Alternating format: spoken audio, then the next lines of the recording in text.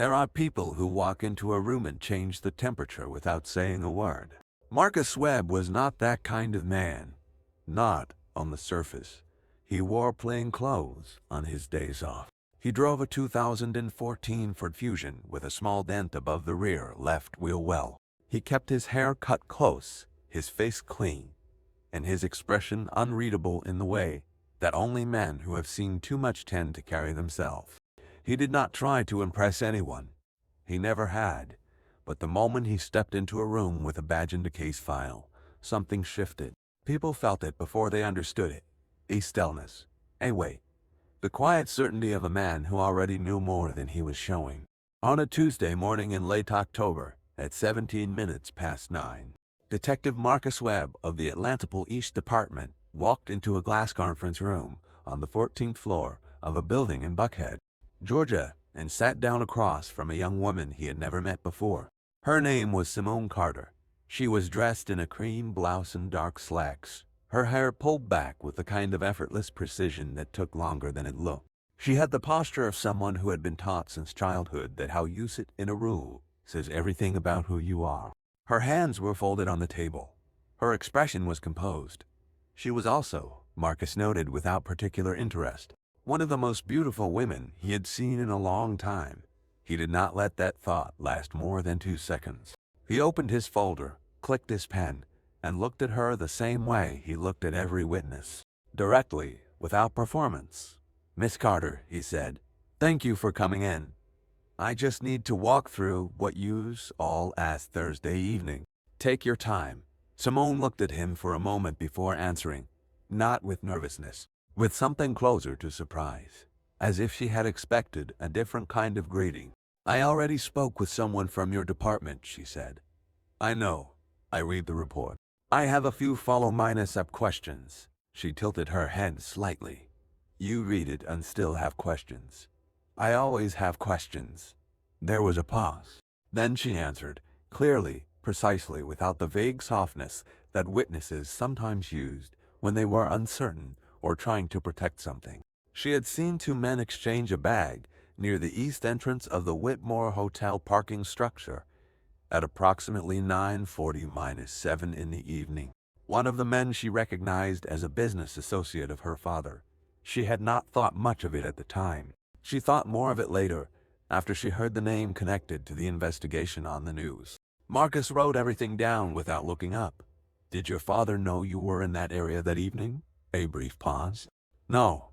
"Does he know you came in today?" Another pause. Longer this time. "No," she said again. Marcus closed his folder. He looked at her one more time, the same level look he had used since he sat down. "We may need to speak with you again. Please, don't discuss the details of this conversation with anyone, including family members." Simone held his gaze. "Including my father, including anyone." She nodded once. She picked up her bag. She stood to leave. At the door she stopped without turning around. "You didn't ask me who my father is." "I know who your father is," Marcus said. She turned then, just slightly. Enough for him to see the corner of her expression shift into something he could not quite name. Then she left. Marcus sat alone in the conference room for a moment after she was gone. He looked at his notes. He thought about the case. He thought about the name Franklin Carter and what it meant in this city, what it had always meant, and how carefully he would need to move from this point forward. He did not think about Simone Carter again until she showed up at the precinct 3 days later. Not as a witness, not for questioning. She brought coffee, 2 cups. She set one on the front desk and asked, with the calm confidence of someone who had never been told no, whether Detective Webb was available. Jordan Price, Marcus's partner and the closest thing he had to a best friend inside that building, leaned back in his chair and watched the whole thing with an expression of pure amusement. "She brought you coffee," Jordan said, after Simone had been redirected to a waiting area. "She brought the desk coffee," Marcus said without looking up from his screen. "She asked for you by name. People ask for detectives by name. It happens." Jordan said nothing for a moment. Then he said, "She's Franklin Carter's daughter." "I know. You know what that means." Marcus finally looked up. "It means I'm going to walk out there. thank her professionally, remind her that contact with active witnesses outside of official channels is not appropriate, and send her home. Jordan nodded slowly. Right. And the coffee? Marcus stood up, straightened his jacket, and walked toward the waiting area. He did exactly what he said he would do. He was polite. He was firm. He explained the situation clearly and without apology. Simone listened to all of it. Then she looked at him with those same composed eyes and said, I understand completely. I just wanted to make sure you had what you needed. I have everything I need. Good. She picked up her bag. Then I won't bother you again. She did not keep that promise.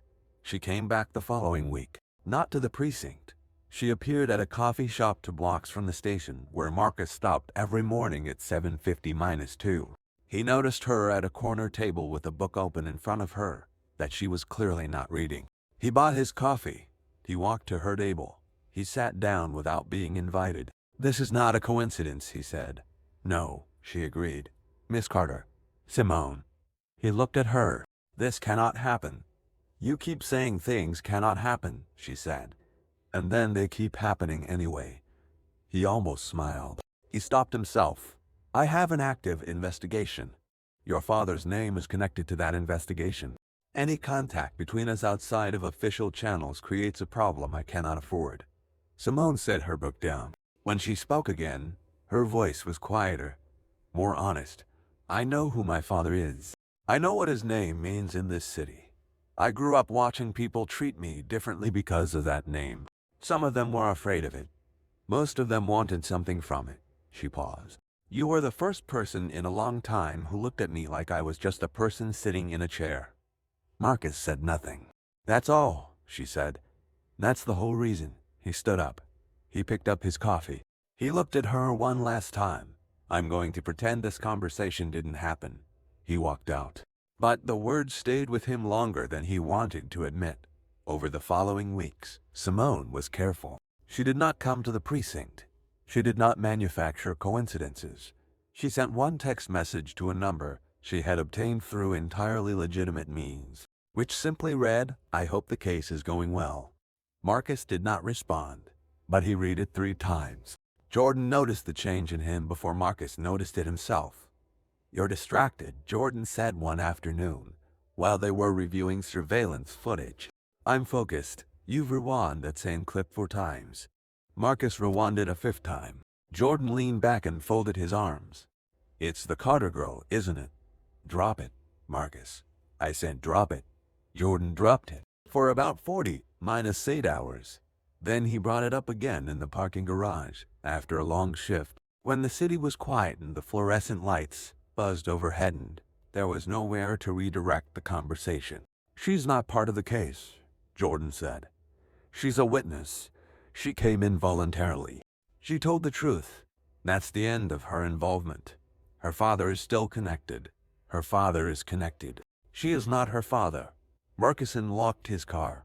He stood with his hand on the door for a moment. You know what people will say?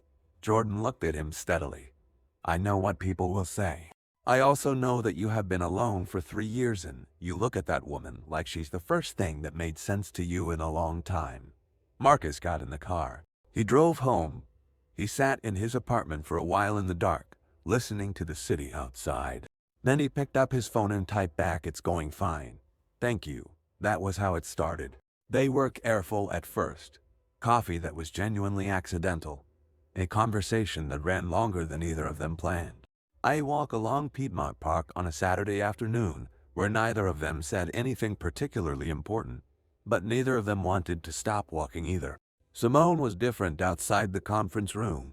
She was sharper, funnier, more restless.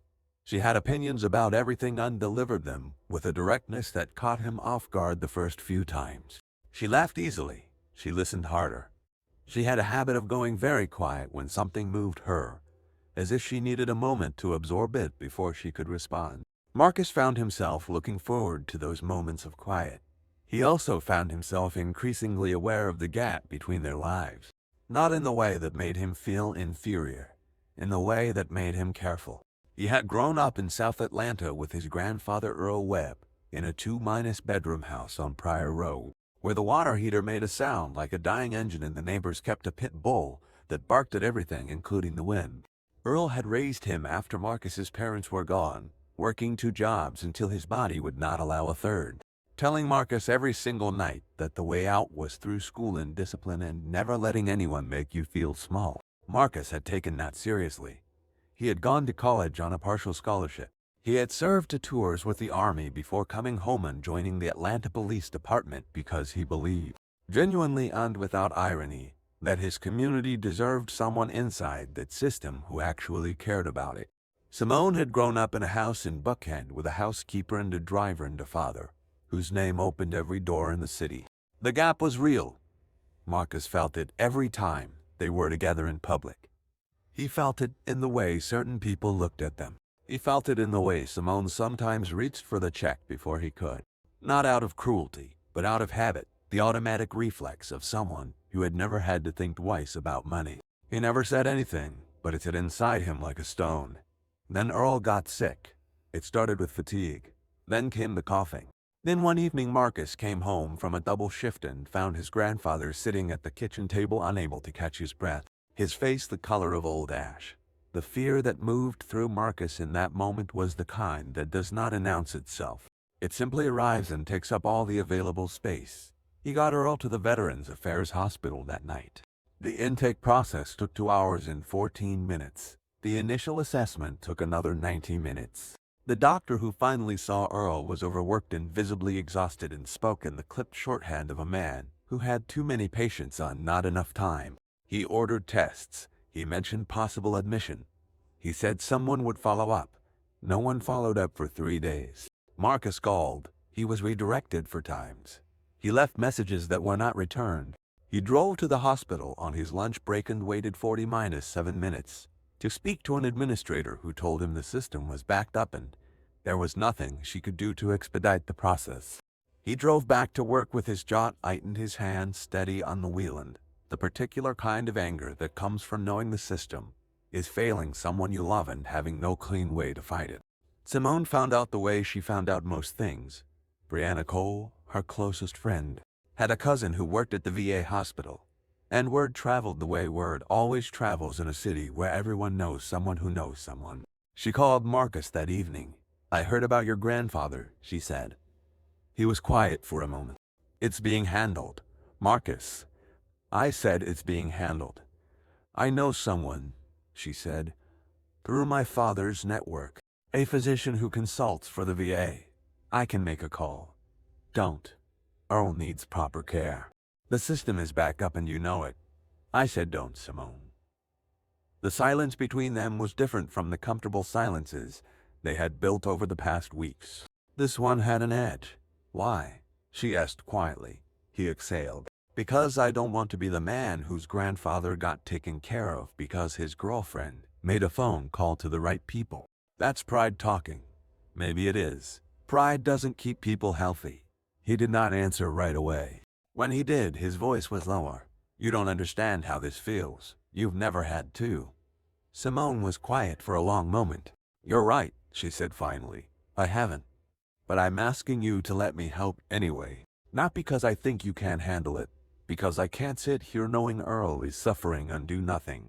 He hung up without answering. She made the call anyway. 2 days later, Earl Webb was seen by a specialist. His treatment was expedited. His condition, which had been deteriorating quietly for months, was finally being properly addressed. Marcus found out when the hospital called to confirm Earl's updated care plan. He sat in his car in the precinct parking lot for 11 minutes before going inside. When he called Simone, she picked up on the second ring. "You did it anyway," he said. "Yes, I told you not to." "I know." He pressed his hand against the steering wheel. "You had no right." Her voice was steady. "Earl needed care. You were drowning and you wouldn't ask for help. I did what I could do. That's all. That's not all. Now I owe you. You don't owe me anything." "That's not how it feels." "Then tell me how it feels." He closed his eyes. The words came out rough and uneven, the way honest things often do when they have been held in too long. "It feels like you stepped into the place where I'm supposed to be standing. He's my grandfather. He's all I have left. When you do something like that, it feels like I failed him." Simone was quiet for a long time. "I didn't do it to make you feel small," she said.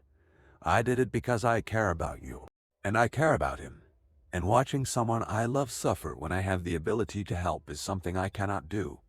The word landed between them before either of them acknowledged it. Love. She had said it without ceremony, without drama, the way people say true things when they stop being careful. Marcus sat with it for a moment. Then he said, I know you meant well. But you're still angry."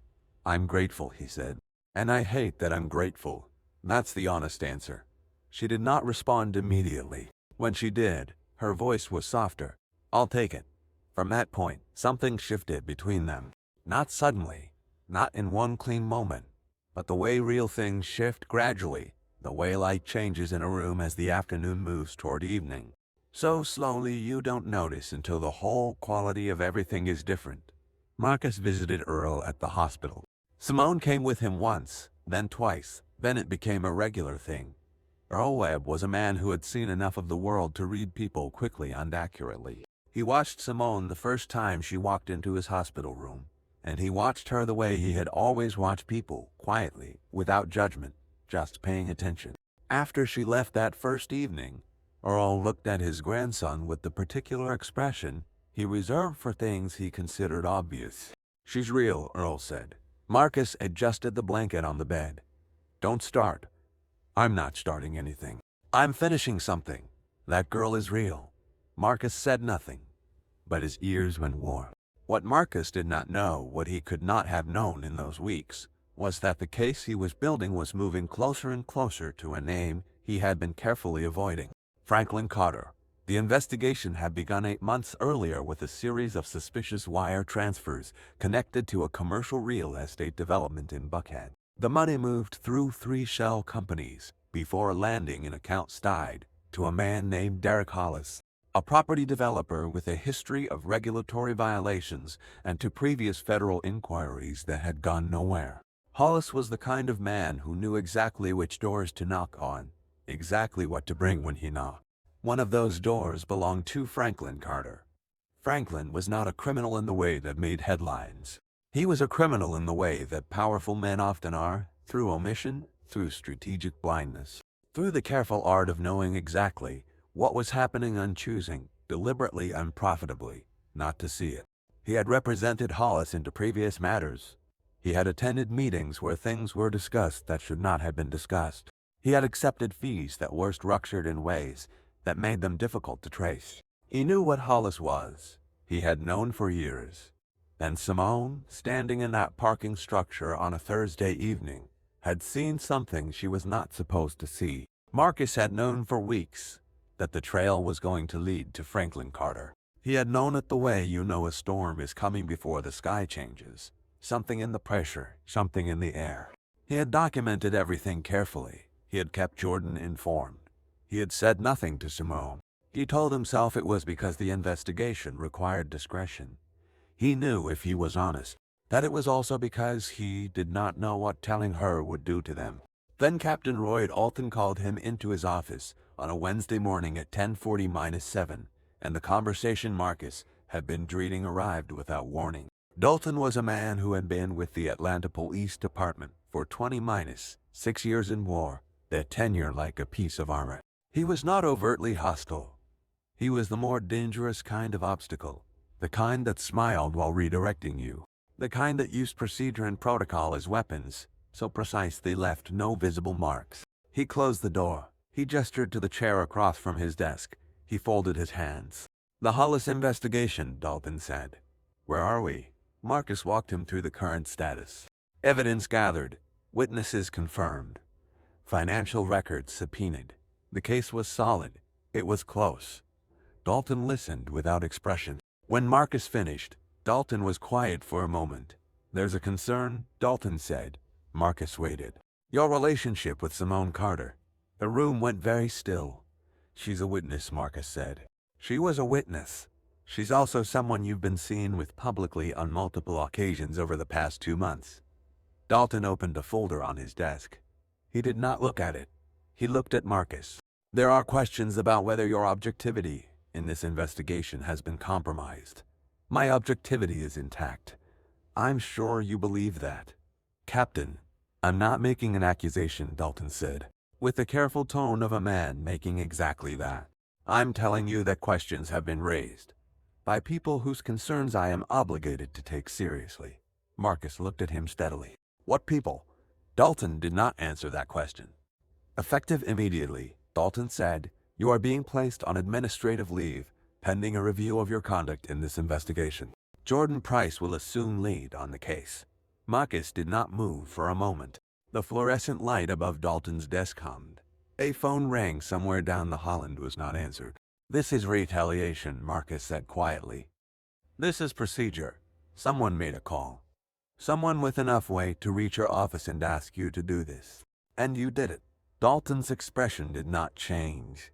Turn in your badge and your service weapon before you leave the building today. You'll be contacted about the review timeline. Marcus stood up. He looked at Dalton for a long moment, the way he had learned to look at people when he needed to remember exactly what their face looked like at a specific moment in time. Then he walked out. He did not go home immediately.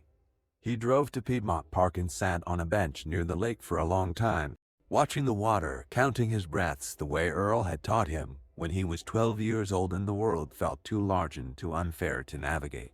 His grandfather had told him once, sitting on the porch on Pryor Road on a summer evening, that the hardest thing a man could do was stay calm when everything inside him was on fire. Not because calm was better than anger, but because calm was the only thing that kept you thinking clearly when people were trying to make you react instead of respond. Marcus sat on that bench and stayed calm.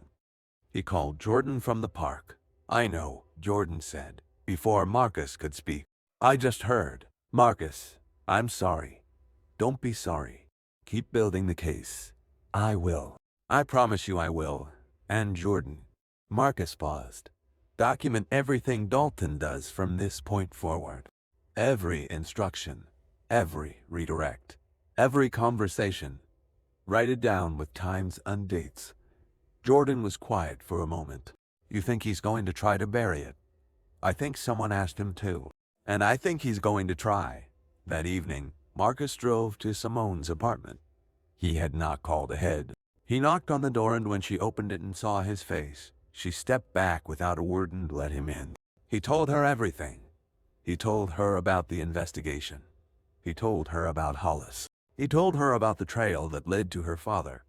He told her about Dalton's office and the badge and the weapon he had surrendered that afternoon. Simone sat on her couch and listened without interrupting. Her face went through several things. Shock, pain, something that looked like recognition, as if a part of her had known something was wrong for longer than she had admitted. When he finished, the apartment was very quiet. My father, she said.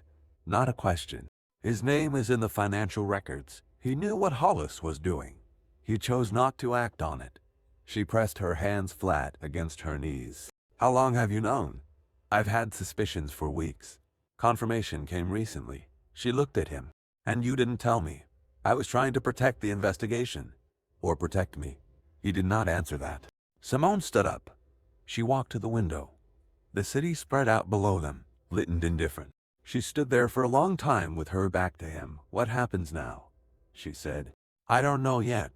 Jordan is still on the case. The evidence doesn't disappear because I'm suspending. She turned around. Her eyes were dry, but her expression was the kind that comes just before tears, the tight, controlled look of someone holding something very heavy. My father called me this afternoon, she said, before you came. He told me the investigation was being handled. He told me not to worry. She paused. He told me to distance myself from you. Marcus looked at her. He said you were using me to get close to his network. He said men like you always had an angle. Her voice was steady, but barely. He said if I stayed with you, I was going to embarrass the family. The words landed the way certain words do. Not with a crash, but with a quiet, precise pain, like a blade going in slowly. Marcus stood up. He picked up his jacket from the chair where he had set it. He looked at Simone for a moment, and in that moment, he saw everything he had been afraid of seeing.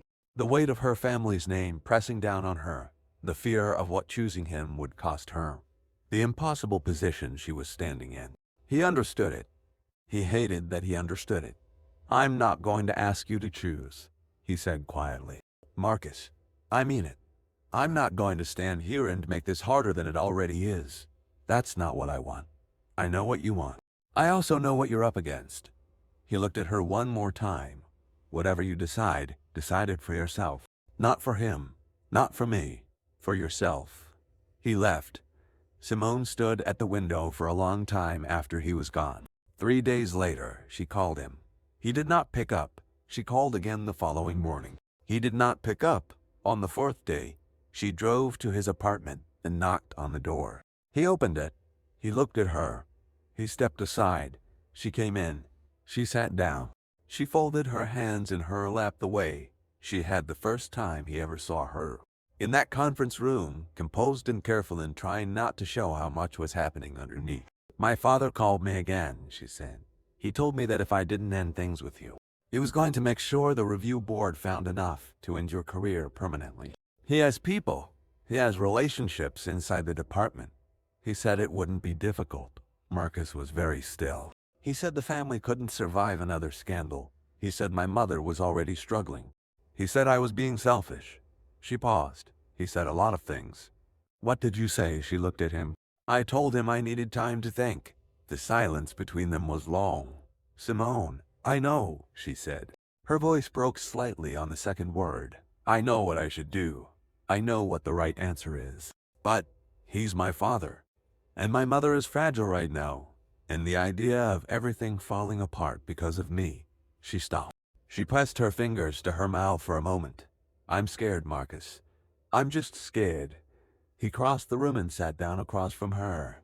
He looked at her the way he had always looked at her, directly, without performance, the way that had caught her attention in the first place. "I know you're scared," he said. "I'm not asking you to be brave right now.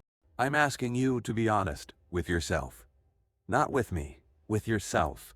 She looked at him for a long time. Then she said the thing that broke both of them. "I think I have to let you go." He did not argue. He did not beg. He had too much of Earl Webb in him for that. He nodded once. She stood up. She picked up her bag. At the door, she stopped with her hand on the frame, her back to him, and she stood there for a moment that felt much longer than it was. Then she walked out. Marcus sat alone in his apartment for a long time after that. He did not turn on any lights. He sat in the dark and listened to the city and felt the particular weight of a loss that was not clean, not simple, not the kind you could be angry about without also understanding. He thought about what his grandfather had told him once, about love and pride in the way they could wound each other without meaning to. He thought about Simone's face at the window, lit by the city below. He thought about the case. Still out there, still moving, still true regardless of what happened to him personally. Then he got up, turned on the light, and went back to work. 5 years is a long time. It is long enough for cities to change and people to change with them. Long enough for the things that felt permanent to dissolve in the things that felt impossible to become ordinary. Marcus Webb spent the first year of those 5 years fighting. Jordan Price had kept his promise. He had documented everything. He had continued building the case with the quiet, methodical determination of a man who understood that the truth did not require an audience to be true. He had also, without being asked, begun documenting Captain Roy Alton's interference, the redirected lead, the suppressed evidence requests, the phone calls that came from outside the department unresulted in sudden changes of direction. It took 14 months. The federal investigation into Derek Hollis expanded. The financial records that Marcus had spent months assembling became central to a case that was now considerably larger than one corrupt developer. The FBI's Atlanta field office took an interest, and when federal investigators began pulling threads, the threads lead to places that the Atlanta Police Department's Internal Review Board had been carefully instructed not to look. Captain Roy Alton was placed under investigation in the spring of the second year. The charges included obstruction of justice, abuse of authority, and conspiracy to interfere with an active federal investigation. He was suspended without pay and Marchand indicted in June. At his hearing, Dalton sat at the defendant's table in a gray suit that looked like it had been pressed too many times. and stared at the table in front of him with the expression of a man who had spent his entire career believing the rules applied to everyone except himself and was only now beginning to understand that he had been wrong. He was convicted on 3 counts. He was sentenced to 4 years in federal prison. He was stripped of his pension and his rank. On the day the verdict was read, Jordan called Marcus. "It's done," Jordan said. Marcus was quiet for a moment. How did he look? Like a man who finally understood what he'd done. Too late, but he understood it. Marcus thanked him, hung up. Franklin Carter's reckoning came differently. It came the way things come for men who have spent decades operating in the comfortable space between legal and illegal, gradually, then all at once. The Hollis case unraveled in ways that Franklin had not anticipated. His name appeared in financial records. His communications were subpoenaed. 2 of his former associates, facing their own charges, provided testimony that placed Franklin Carter at the center of conversations he had always claimed never happened. The Carter name, which had opened every door in Atlanta for 30 years, became the name people whispered about in law offices and courtrooms and country clubs. Franklin was disbarred, his firm dissolved. 3 civil suits were filed against him within 6 months of the disbarment. Beverly Carter, who had spent her marriage maintaining the appearance of a life she had never fully examined, quietly filed for separation in the fall of the 3rd year. She moved to her sister's home in Savannah. She did not make a public statement. She simply left. Simone had been on her own for 2 years by then. She had not gone back to the life she had known. There was no life to go back to. She had built something smaller and more honest. A position at a nonprofit legal aid organization in Midtown Atlanta. Work that paid modestly and mattered genuinely. A 1-bedroom apartment in Virginia Highland that she had furnished slowly and carefully with things she had chosen herself. She was not the version of herself that had existed before, the girl who had walked into rooms and changed the temperature without trying. That version felt like someone she had read about a long time ago, but she was real in a way she had not always been. And she had learned in the hard years that real was worth more than she had understood when she had everything. She thought about Marcus. She thought about him more than she would have admitted to anyone, including Brianna, who had stayed close through everything and had the particular grace of a true friend. Which is to say, she asked the important questions and then let the answers be whatever they were. "Do you ever look him up?" Brianna asked one evening, over takeout in Simone's apartment. Sometimes, Simone said, and he's doing well. He's with the FBI now. He runs the white-collar crime division out of the Atlanta field office. Brianna was quiet for a moment. "That's not nothing." "No," Simone agreed. "It's not nothing." What she did not say was that she had read every article she could find about the Hollis case and the Dalton conviction and the subsequent reforms inside the Atlanta Police Department. She had read them the way you read things about someone you wronged, carefully, looking for evidence of how much damage you caused and whether any of it had healed. She did not know how to ask for forgiveness from a man she had no right to contact. She did not know if forgiveness was even the right word for what she needed. Then Brianna got married. The wedding was small and warm, held at a venue in Decatur on a Saturday in early November. Simone arrived alone, dressed simply, intending to stay close to the edges of the event and leave before it became too much. She saw Marcus from across the room before she had taken off her coat. He was standing near the bar with a man she recognized as Jordan Price. Both of them in dark suits, both of them looking like men who had been through enough together to be comfortable in silence. Marcus had changed in the way that 5 years changes people who have been tested. He was leaner. The lines of his face were sharper. He carried himself with the particular ease of someone who had stopped needing to prove anything to anyone. He saw her at almost the same moment she saw him. Neither of them moved for a moment. Jordan said something to Marcus. Marcus said something back. Then Jordan looked across the room, saw Simone, and had the decency to look at his phone and walk away. Simone considered leaving. She considered it seriously, for about 4 seconds. Then she walked across the room. They stood facing each other for the first time in 5 years. The noise of the wedding moved around them like water around to stones. "Marcus," she said. "Simone." His voice was the same. She had forgotten how much she had missed the sound of it. "You look well," she said. "So do you. The politeness of it was almost unbearable. She had rehearsed 100 versions of this conversation in her head over 5 years, and none of them had started with pleasantries. "I owe you an explanation," she said. "You don't owe me anything." "I do. I voted to you for 5 years and I'm going to give it to you whether you want it or not." Something moved in his expression. Not quite a smile. Something older than a smile.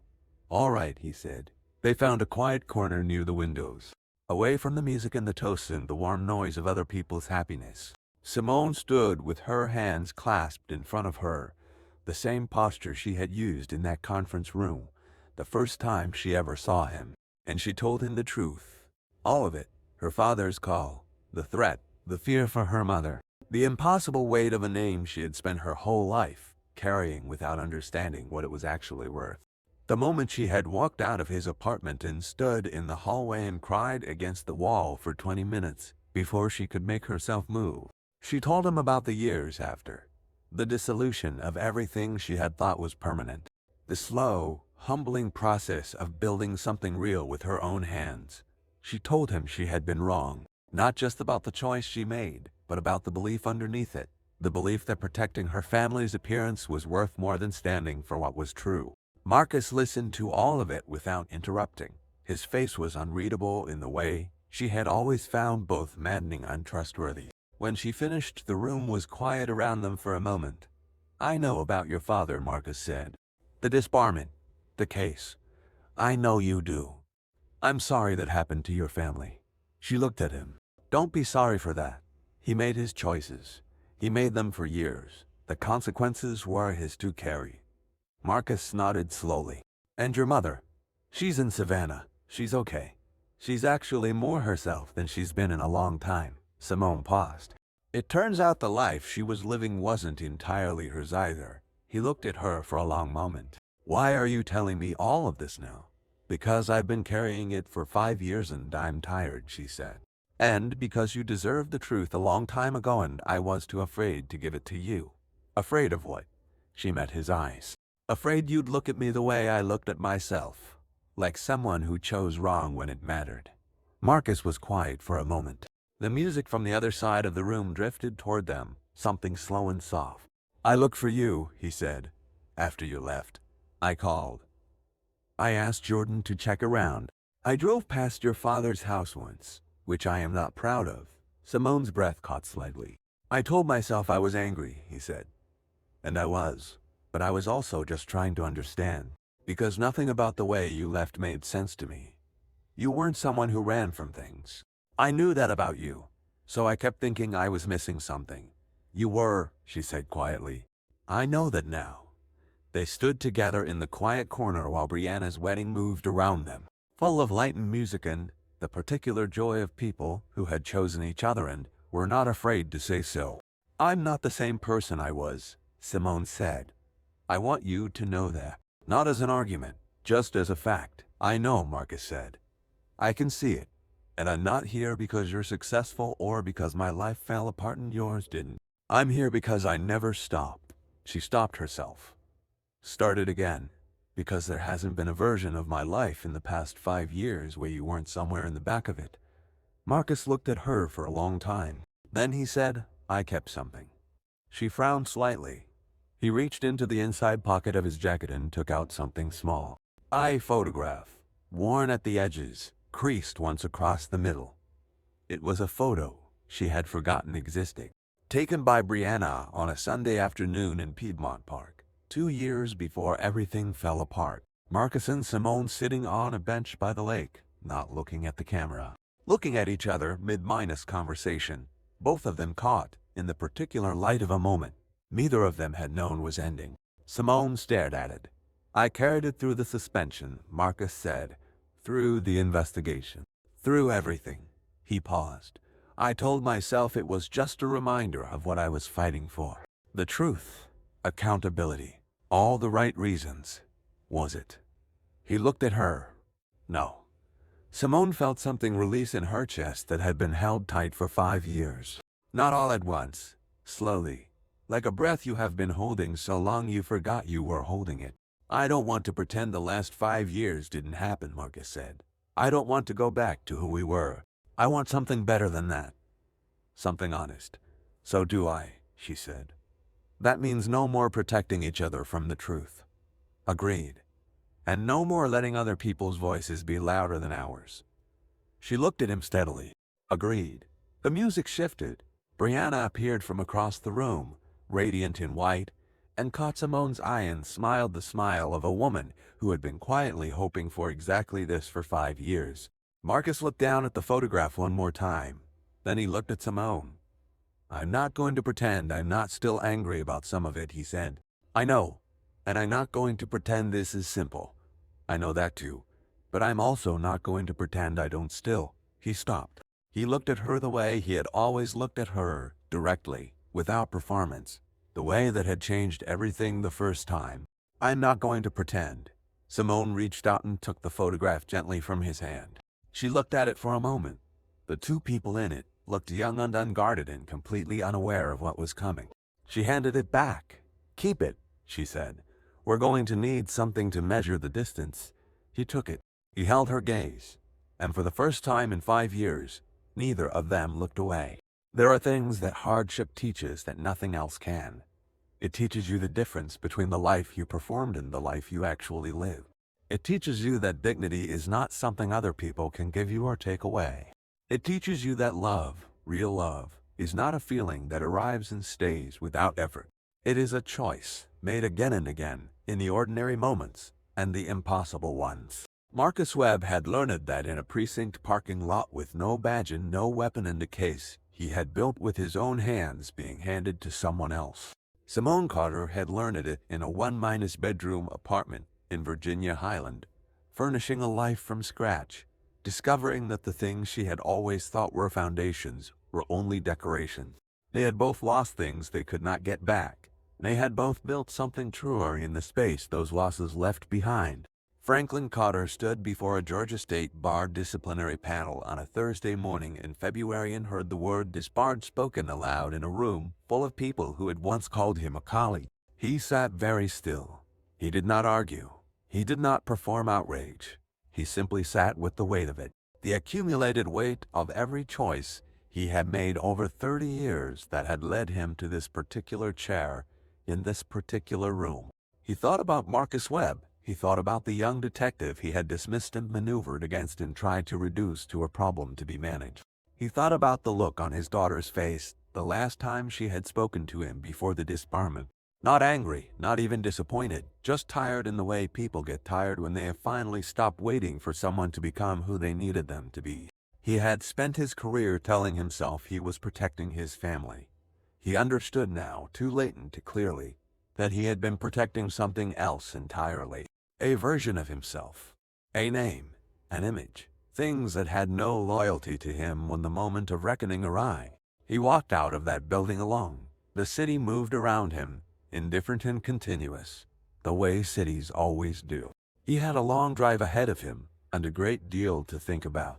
Some lessons cost everything before they are learned. That is the price of refusing to learn them any other way. And somewhere across the city, in a park where the afternoon light came through the trees at an angle that made everything look briefly like it was made of something better than it was, two people sat on a bench by a lake and talked about nothing important and everything that mattered, and neither of them was in a hurry to be anywhere else.